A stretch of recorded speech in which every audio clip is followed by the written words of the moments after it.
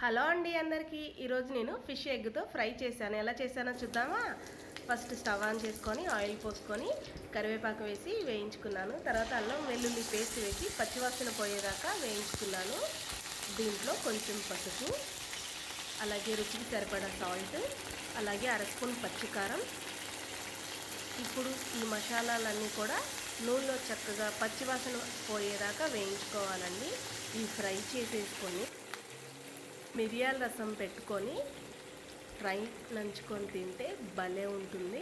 ఇప్పుడు మనం చేప గుడ్లను నీట్గా కడిగి శుభ్రం చేసుకొని పక్కన పెట్టుకున్నాం కదా, అవి వేసి ఒకసారి కలిపి దీన్ని ఇంకొక 10 నిమిషాల వరకు వదిలేయాలి. అప్పుడు చక్కగా కింద భాగం అంతా కూడా కుక్ అవుతుంది. ఇప్పుడు నిదానంగా రెండో వైపు తిప్పుకోవాలి. అలాగే చాలామందికి ఫ్రై తెలియక పులుసులోనే వేసేస్తారు. ఒక్కొక్కరి టేస్ట్ ఒక్కొక్కలాగా ఉంటుందండి. ఈసారి నేను పులుసులో కూడా వేసి చూపిస్తాను ఎలా ఉంటుందో. చూసారా, చక్కగా కుక్ అయిపోయింది. ఇప్పుడు చక్కగా ఉడకనివ్వాలి. అప్పుడు వాటర్ అంతా బయటకు వచ్చేస్తుంది. చూసారా, వాటర్ అంతా కూడా బయటకు వచ్చేసింది. ఇప్పుడు దీంట్లో నేను అర స్పూన్ మిరియాల పొడి వేస్తున్నాను. మిరియాల పొడి ఈ ఫ్రైకి భలే ఉంటుంది.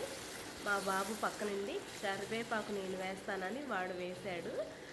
అయిపోయిందండి, అంతే. నూనె అంతా కూడా బయటికి తేలిపోయింది కదా, ఫ్రై అయిపోయినట్టే. ఇప్పుడు మనం దీన్ని ఇంకొకసారి మొత్తం అంతా కలిసేటట్టు చూసుకోవాలి. చూసారా, నేను ముక్క కూడా కట్ చేసి చూపిస్తున్నాను మీకు. చక్కగా కుక్ అవుతుంది, భలే ఉంటుందండి. ఒకసారి ట్రై చేయండి మీరు కూడా. ఇక సర్వ్ చేసేసుకోవడమే. అలాగే నా వీడియో కనుక మీకు నచ్చితే కనుక లైక్ చేయండి, సబ్స్క్రైబ్ చేయండి.